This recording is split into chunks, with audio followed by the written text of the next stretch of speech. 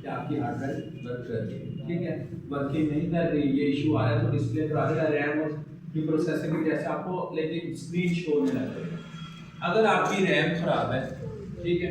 तो क्या होगा, आपको डिस्प्ले नहीं दिखेगा, कोई भी आप डिवाइस चलाओगे बंद रहेगी, ब्लैंक हो जाएगी, लाइट्स ऑन होगी। जैसे आपने देखा है अक्सर कंप्यूटर को आप ऑन करते हो, लाइट्स ऑन होती है, स्क्रीन नहीं ऑन होती, स्क्रीन बंद ही रह जाती है। फिर आप आगे लेके जाते हो, जो कंप्यूटर ठीक कर रहा है आपका, उसके पास वो अगर रैम है या फिर कोई इशू है,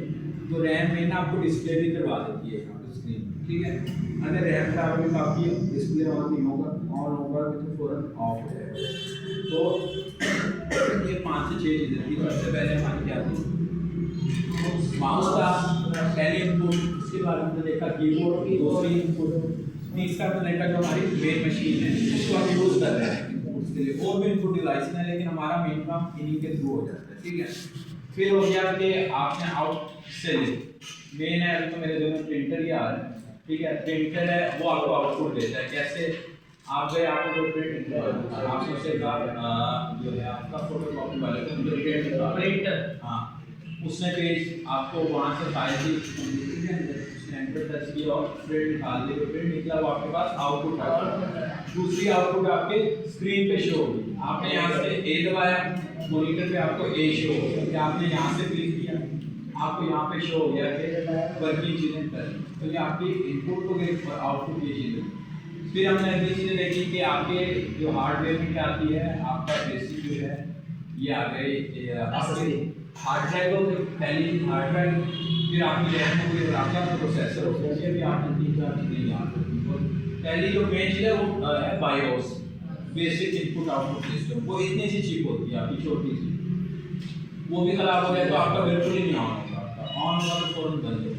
ठीक है। अगर वो खराब होगी, अगर रैम खराब होगी तो ऑन होगा, 2 साल लाइटें जलेंगी, फिर ऑफ हो जाएगा, लेकिन स्क्रीन पर डिस्प्ले नहीं,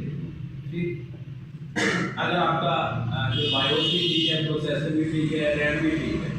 लेकिन जो आपकी है हार्ड डिस्क खराब है, तो फिर डिस्प्ले देगा, यहाँ शो करवा देगा कि आपकी हार्ड डिस्क में इशू आ रहा है। और अगर आपकी हार्ड डिस्क भी ठीक है तो फिर आपको हर चीज़ प्रॉपर रन करके देगा कि प्रॉपर चीज़ चल रही है, ठीक है।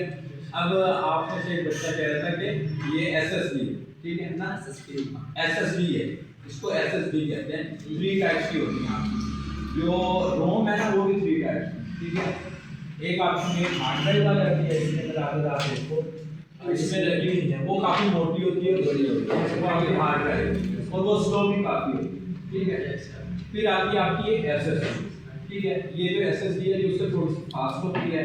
साइज में भी छोटी होती है, लैपटॉप के अंदर ये लगती है, वैसे पीसी में लग जाती है लेकिन ज़्यादा लैपटॉप में ये वाली लगती है, ठीक है। लैपटॉप की हार्ड ड्राइव भी ऐसी होती है और SSD भी ऐसी होती है, जिसको ऊपर का फर्क होता है, ठीक है।